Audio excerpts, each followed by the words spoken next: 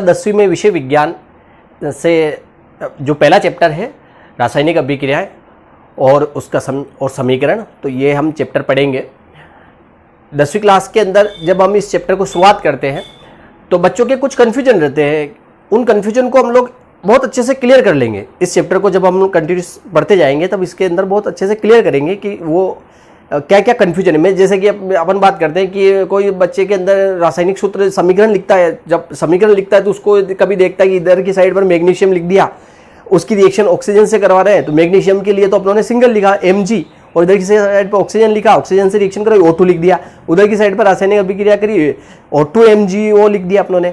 तो रासायनिक अभिक्रिया जब लिखते हैं तो बच्चे के दिमाग में आता है कि इधर तो Mg सिंगल ही था, इधर ऑक्सीजन 2 कैसे लिख दिया। तो ऐसे बहुत सारी जो कन्फ्यूजन है, बहुत सारी जानकारियां हैं, हम लोग इस टॉपिक के अंदर क्लियर कर लेंगे। तो आगे भी जो भी टॉपिक रहेंगे उस टॉपिक के साथ में अपने को बने रहना है।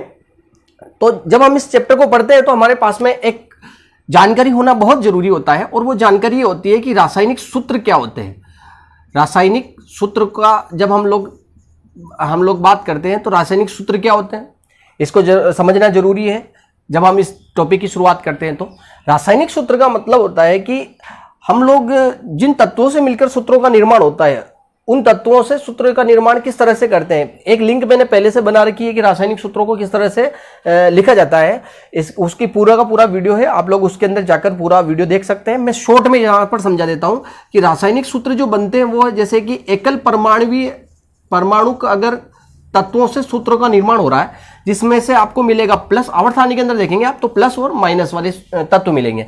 अब प्लस वाला जो भी एलिमेंट होता है उस प्लस वाले एलिमेंट को आपको आगे लिखना है, उसकी जो संयोजकता होती है उसको ऊपर रखना है, ये प्लस वाले की। और माइनस वाला जो एलिमेंट होता है, जैसे कि अपनों ने सपोज बी मान लिया है, बी वाला एलिमेंट है और उसकी जो संयोजकता होती है उसको वाई मान लिया है, माइनस में लिखा है। तो लिखने का तरीका ये होता है कि इसकी संयोजकता इसके नीचे और इसकी संयोजकता इसके नीचे की ओर लिखते हैं अपन। तो अपना फॉर्मूला बन जाता है My and Bx, My Bx अपना फॉर्मूला बन जाता है। अगर ये एकल परमाणुवीय है, एकल संयोजी एलिमेंट है, जैसे कि इनकी संयोजकता यदि एक है, संयोजकता यदि अपने इसकी कितनी आ रही है एक है, तो ये लिखने की जरूरत नहीं है, जितना है उतना ही। जैसे कि सपोज अपने पास में NaCl है तो Na की संयोजकता एक और क्लोरीन की एक, तो हम लोग इसका फॉर्मूला लिख देते हैं NaCl। तो यहां पर एक लगाने की जरूरत नहीं है क्योंकि ये सिंगल संयोजकता है। ठीक है, एक चीज ये हो गई अपनी संयोजकता से रिलेटेड। दूसरी अपने पास में है कि यदि जो संयोजी एलिमेंट होते हैं, जैसे कि अपनों ने लिखा है इधर की साइड पर सोडियम लिख दिया, इधर की साइड पर अपनों ने ऑक्सीजन लिख दिया, तो सोडियम की संयोजकता एक है, ये फॉर्मूला ऊपर वाला क्लियर हो गया। नीचे वाले में ऑक्सीजन की संयोजकता -2 है, तो जब हम इसका फॉर्मुलेशन करते हैं तो इधर की संयोजकता मतलब ऑक्सीजन की संयोजकता सोडियम के नीचे और सोडियम की संयोजकता ऑक्सीजन के नीचे, तो अपना फॉर्मूला बन जाता है Na2NO, ये इसका फॉर्मुलेशन हो जाता है। तो जब हम इसका सूत्र बनाते हैं तो ये बात अपने को ध्यान रखनी होती है। तीसरी बात अपने को ध्यान रखनी होती है, जैसे कि वो ये होती है कि अगर इसमें दोनों की संयोजकताएं सेम है, प्लस वाले की भी संयोजकता सेम है और -2 दोनों की संयोजकता सेम है, ऑक्सीजन की भी 2 है और इसकी भी 2, तो दोनों की संयोजकताएं सेम होने पर ये दोनों संयोजकताएं एक दूसरे को कैंसिल कर देगी। हम लोग इसका सरलतम अनुपात लेते हैं तो इसका फॉर्मूला बन जाता है अपने पास में कैल्शियम ऑक्साइड बनता है। तो यदि दोनों की सेम है तो अगर मतलब कहने का सीधा सा है, अगर कटने वाली है तो कट जाएगी। अगर हम लोग और भी दूसरे तरीके देखें इसके, कटने वाली है और वो उसका मतलब मान जो है वो कट जाए, जैसे कार्बन एंड ऑक्सीजन से इसने फॉर्मूला बनाया, कार्बन की 4 ऑक्सीजन की 2 और इधर की साइड पर ऑक्सीजन पर 4 हो जाएगा, तो जैसे इसको काटेंगे अपन तो ये बन जाएगा CO2। एक सरल तरीका जो आपको बताया है कि फॉर्मुलेशन किस तरह से करते हैं। तो फॉर्मूला अगर एकल परमाणु मतलब हमने एक एलिमेंट ही लिए हैं यहाँ पर, इनसे अगर हम फॉर्मुलेशन करते हैं तो ये तरीका है इसका फॉर्मुलेशन करने का कि इनकी संयोजकताओं को एक दूसरे के क्रॉस में लिख देंगे और वो फॉर्मूला बन जाएगा। लिखने का क्या तरीका, नाम लिखने का तरीका है कि नाम लिखने समय धनायन का नाम अपने को लिखना है आगे और वो नाम लिखेंगे अपन सामान्य तौर पर, और ऋणायन का जो नाम लिखेंगे वो पीछे की साइड पर लिखेंगे और इसके नाम के पीछे हम लोग आइड का प्रत्यय करते हैं। ये सरल तरीका होता है सिंपल एकल परमाणु के लिए। जैसे यहाँ पर अपने लिखा NaCl, तो NaCl का नाम क्या हो गया अपने पास में सोडियम और उसके बाद में Cl का नाम क्या लिखेंगे अपन, Cl क्लोरीन है एक्चुअल में तो, लेकिन हम लोग इसका नाम लिख रहे हैं सोडियम क्लोराइड। आइड यहाँ पर अपने इसके प्रत्यय लगा दिया। ऑक्सीजन लगा रखा है अपनों ने सोडियम के साथ में, तो इसका नाम भी वही होगा, किस तरह से होगा, सोडियम ऑक्साइड। तो ये जानकारी जरूरी है, क्योंकि बच्चों के अंदर कभी कंफ्यूजन ये रहता है, कभी तो ऑक्सीजन बोलते हैं, कभी ऑक्साइड बोल रहे हैं, पता क्या चलता है। इसलिए यहाँ पर अपने को ये ध्यान रखना है कि इस फॉर्मुलेशन के अनुसार, इस नियम के अनुसार अपनों ने उसके अंदर आइड प्रत्यय लगाया है, अगर वो एकल परमाणु है तो। ठीक है, कार्बन डाइऑक्साइड आइड इसके भी इसीलिए पीछे की साइड पर लगा है। तो ये एक तरीका है कि फॉर्मुलेशन किस तरह से किया जाए। शॉर्ट में हम लोग इसको समझ रहे हैं ये, और इसकी और डिटेल जानकारी के लिए मैंने पूरी की पूरी लिंक बना रखी है, आप लोग उस लिंक को देख लेना, उसके अंदर आपको फॉर्मुलेशन का तरीका बन जाएगा। ये 2 संयोजकता क्यों है, इसकी 4 संयोजकता क्यों है, तो ये एक तरीका होता है अपने पास में। दूसरा है फॉर्मुलेशन करने का तरीका कि यदि अपने पास में मूलक वाले कुछ पार्ट होते हैं, मूलक, तो मूलक का मतलब क्या हो रहा है, रेडिकल्स होते हैं। ऋणायनिक रेडिकल्स ज्यादा है, धनायनिक रेडिकल कम है, तो जैसे रेडिकल है वैसे ही उनके नाम लिखने हैं। सपोज अपने पास में जैसे कि एक फॉर्मूला अपने पास में लिखा अपने Na2SO4, Na2SO4, ठीक है, तो इसको हम लोग बोलते हैं सोडियम सल्फेट। अब यहाँ पर ये SO4 क्या चीज हो गई, तो ये मूलक है, ऋणात्मक मूलक। ठीक है, तो ऋणात्मक जो मूलक होते हैं, ये मूलक किस किस प्रकार, कौन कौन से हैं इंपॉर्टेंट, अगर आप लोग देखेंगे तो SO4 ये 2- है, इसको हम लोग पढ़ते सल्फेट है, तो जैसा इसका नाम होता है वैसे ही इसको नाम दिया जाता है, और इसकी संयोजकता -2 है। यहाँ पर मैं लिख देता हूँ, ये संयोजकता को बिलोंग कर रहा है, ये वाला कॉलम संयोजकता ही, ये इसका नाम है, और ये मूलक हो गया। ठीक है, तो ये एक हो गया अपने पास में। दूसरा अपने पास में CO3 2-, तो इसको हम लोग पढ़ते हैं कार्बोनेट। कार्बोनेट मूलक है, इससे भी अपने को फॉर्मूला बनाना होता है, इसकी भी संयोजकता जो है वो 2 होती है। उसी तरह से अपने पास में और भी मूलक है, जैसे कि SO3 भी होता है, SO3 2-, इसको हम लोग पढ़ते हैं सल्फाइट, ये सल्फाइट पढ़ते हैं, इसको सल्फेट पढ़ते हैं। ये अंतर होता है, जो बहुत जिन्हें कहते हैं ATE में अंतर क्या है और IT में क्या अंतर होता है, ITE के अंदर क्या, IT इसको पढ़ते हैं हम लोग सल्फेट, इसकी भी संयोजकता माइनस ये होती है। OH-, ये भी मूलक है, इसको हम लोग हाइड्रोक्साइड पढ़ते हैं, जैसे कि NaOH के अंदर हम लोग इसका उपयोग करते हैं हाइड्रोक्साइड। ठीक है, तो हाइड्रोक्साइड इसकी संयोजकता -1 है।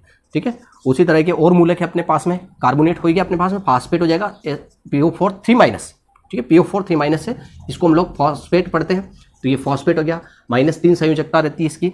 और अगर हम लोग मूलकों की बात करें यहाँ पर, तो सल्फर का, नाइट्रोजन का जो मूलक है यहाँ पर NO3-, तो इसको हम लोग पढ़ते हैं नाइट्रेट, ये नाइट्रेट होता है, और नाइट्रेट की माइनस होती है 1, और यहाँ पर एक और है अपने पास में NO2-। NO3 था पहले, NO3 को नाइट्रेट पढ़ेंगे, NO2- इसको हम लोग नाइट्राइट पढ़ेंगे, नाइट्राइट।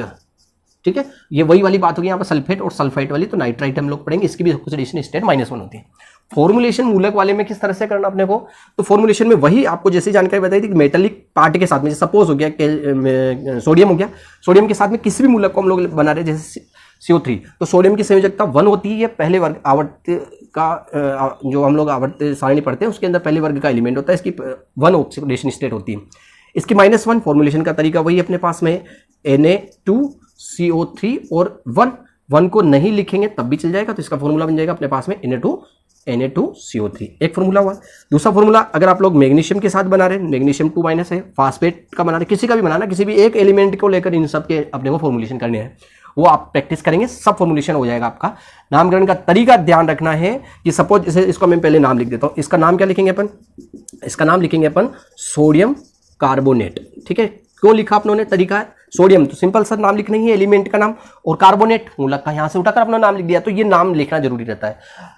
और एग्जांपल हम लोग देख लेते हैं, जैसा कि हम लोग देख रहे थे मैग्नीशियम के साथ, देख लो किसी भी एलिमेंट के साथ में प्लस वाला माइनस के साथ में फॉर्मुलेशन करता है, ये बात अपने को ध्यान रखनी है। इसकी ऑक्सीडेशन स्टेट संयोजकता -3 है, और यहाँ पर अपनों ने 2 लगाया, तो यहाँ पर जब हम इसका फॉर्मुलेशन करते हैं तो इस तरह से यहाँ पर फॉर्मूला बनेगा Mg3 and PO4 all twice। ये इसका नाम क्या होगा, अब नाम आपको पता चल गया होगा, इसका नाम होगा मैग्नीशियम, और इधर के साइड पर इसका नाम है फॉस्फेट, क्योंकि फास्फेट इस रेडिकल का नाम होता है, तो मैग्नीशियम फास्फेट इसका नाम हो गया।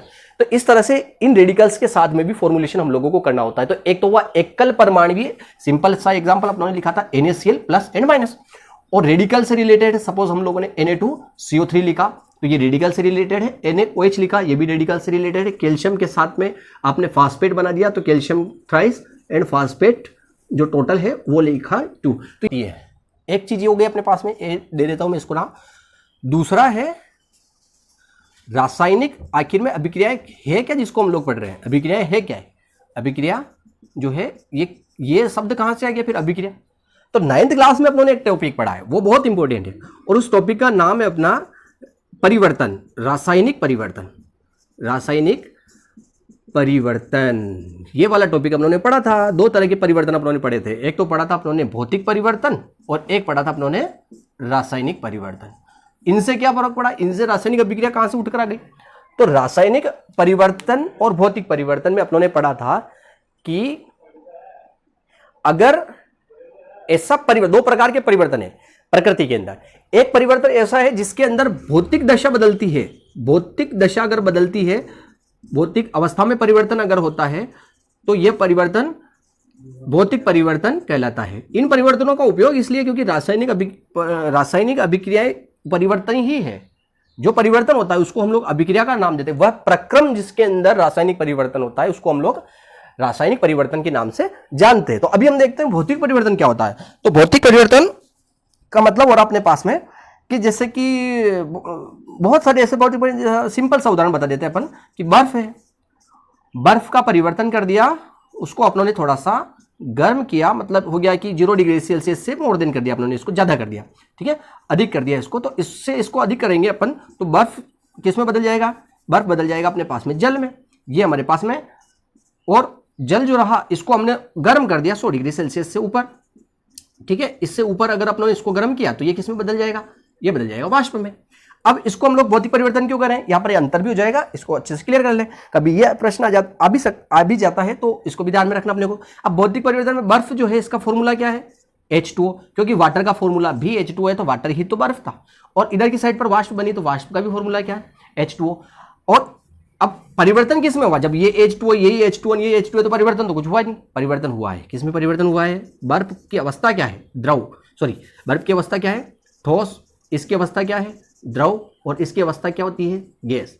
तो जब परिवर्तन किसके अंदर होता है, अवस्था में परिवर्तन हो जाता है, लेकिन रासायनिक सूत्र में या रासायनिक संगठन में, संगठन लिख देता हूं यहां पर मैं, रासायनिक संगठन के अंदर कोई परिवर्तन नहीं होता है तो उसको हम कहते हैं भौतिक परिवर्तन।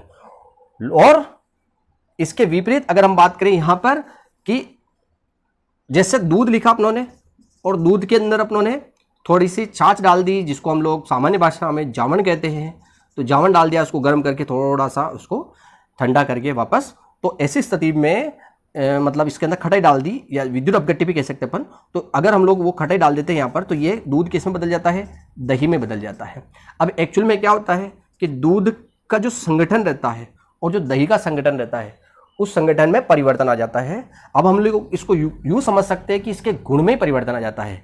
मतलब दूध जो है उसका स्वाद, अगर अपन स्वाद से तुलना करके इसको देख लेते हैं तो ये जो रहता है मीठा रहता है और दही जो रहता है वह खट्टा रहता है। तो इसके रासायनिक गुण बदल चुके हैं क्योंकि इसके अंदर एक परिवर्तन पैदा हो चुका है। तो इस परिवर्तन को हम लोग कह रहे हैं रासायनिक परिवर्तन। भले ही रासायनिक परिवर्तन में एक बात ध्यान रखनी अपने को कि इसका रासायनिक परिवर्तन के दौरान उसका भौतिक गुण बदले या ना बदले, कोई जरूरी नहीं कि उसकी भौतिक गुण में परिवर्तन हो। भौतिक दशा में, भौतिक अवस्था जिसको अपन कह रहे हैं अवस्था, अगर अवस्था में परिवर्तन हो भी सकता है और नहीं भी हो सकता है, ये दोनों कंडीशन है।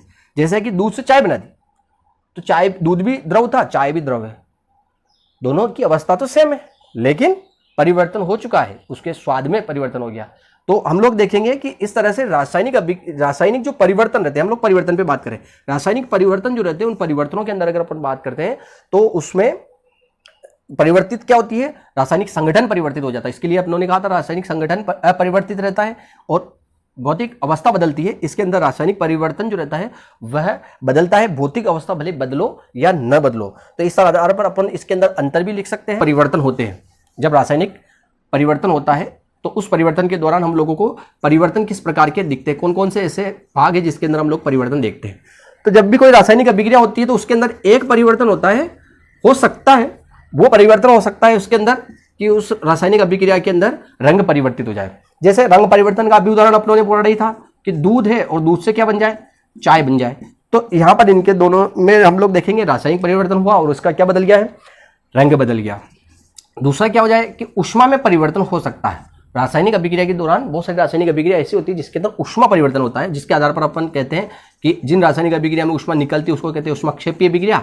जैसे सपोज ऊष्माक्षेपीय अभिक्रिया में हमने चूना लिया, चूना जो अपने कैल्शियम ऑक्साइड है, चूना लिया और उसके अंदर अपनों ने पानी मिला दिया, बिना बुझा चूना उसमें पानी मिला दिया तो ये बुझ गया तो मतलब क्या हो गया है, वाटर इसके अंदर ऐड होने से यहाँ पर आपने लिख दिया होल ट्वाइस, तो ये बिना बुझा चूना था, ये इसमें पानी मिलाया, पानी मिलाने से ये बुझ गया और ये क्या बन गया, कैल्शियम हाइड्रोक्साइड, मतलब बुझा हुआ चूना बन गया। और यहाँ से एक और इंपॉर्टेंट राशि निकलती है और वो है उष्मा। उष्मा निकल गई, इसलिए इस रिएक्शन को हम लोग ऊष्माक्षेपी अभिक्रिया कहते हैं। तो अभिक्रियाओं के दौरान उष्मा का भी परिवर्तन होता है, कोई हमेशा जरूरी नहीं कि उष्मा निकलेगी, कभी उष्मा का एडिशन भी करना पड़ता है। बहुत सारी अभिक्रियाएं ऐसी होती है जिनको संपन्न कराने के लिए उष्मा की आवश्यकता पड़ती है, तो उसको हम लोग उष्मा शोषी अभिक्रिया कहते हैं। तो यहाँ पर जैसे कि उष्मा शोषी अभिक्रिया, एक सिंपल सा उदाहरण बता देता हूँ मैं। यहाँ पर उष्मा शोषी से रिलेटेड एक रिएक्शन होती है, nitrogen react with oxygen and produce nitric oxide, 2 moles of nitric oxide. यहाँ पर उष्मा की आवश्यकता पड़ती है, लगभग 2500 डिग्री सेल्सियस टेम्परेचर की आवश्यकता पड़ती है। बिजली जब गिरती है तब आकाशीय जो बिजली गिरती है उस समय वायुमंडलीय नाइट्रोजन एंड ऑक्सीजन मिलकर नाइट्रिक ऑक्साइड का फॉर्मेशन कर देती है। तो वहाँ पर इतनी ज़्यादा अमाउंट में इलेक्ट्रिसिटी की आवश्यकता पड़ती है, वोल्टेज की आवश्यकता पड़ती है, या भी अपन कह सकते हैं कि उष्मा की आवश्यकता पड़ती है, इसलिए इस रिएक्शन को हम लोग कह रहे हैं उष्मा शोषी अभिक्रिया। बर्फ का पिघलना भौतिक परिवर्तन के आधार पर उष्मा शोषी अभिक्रिया है, लेकिन भौतिक परिवर्तन के आधार पर, रासायनिक के आधार पर नहीं। ठीक है, तो ये उष्मा परिवर्तन हुआ, तो एक तो रंग हो गया। एक गैस अगर कभी बनती है तो गैस बनती है तो उसके अंदर भी क्या होता है, उसके अंदर निष्कासन होता है, गैसों का निष्कासन। जैसे ये गैस बन गई नाइट्रोजन, हालांकि ये दोनों नाइट्रोजन और ऑक्सीजन भी गैसें हैं, लेकिन प्रोडक्ट के अंदर अगर गैस बनती है तो उसको हम लोग एरो साइन लगाकर रिप्रेजेंट करते हैं कि उसको किस तरह से रिप्रेजेंट किया जाता है।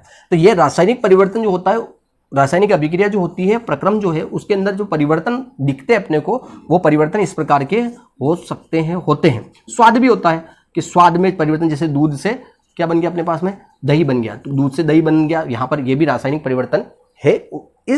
इन आधार पर अपनों को मालूम चलता है कि रासायनिक परिवर्तन हो रहा है, रासायनिक अभिक्रिया संपन्न हो रही है। तो ये होती है रासायनिक अभिक्रियाओं से संबंधित बात। तो एक तो रासायनिक सूत्र जिसके आधार पर हम लोग रासायनिक अभिक्रियाओं को समझेंगे, ये क्लियर हो गया होगा। दूसरा है रासायनिक परिवर्तन किस प्रकार के होते हैं, रासायनिक अभिक्रिया क्या होती है। ठीक है, रासायनिक अभिक्रिया और इससे रिलेटेड अपने पास में टॉपिक क्या बना है, रासायनिक परिवर्तन। रासायनिक परिवर्तन, ये परिवर्तन क्लियर हो गया कि रासायनिक समीकरण के अंदर जो परिवर्तन होते हैं, जिनके अंदर रासायनिक संगठन बदलता है, उसको हम लोग रासायनिक परिवर्तन कहते हैं। इसका ये टॉपिक है। उसके बाद में अपने पास में अगला टॉपिक आता है, वो आता है रासायनिक समीकरण। रासायनिक समीकरण, अब ये टॉपिक क्या हुआ,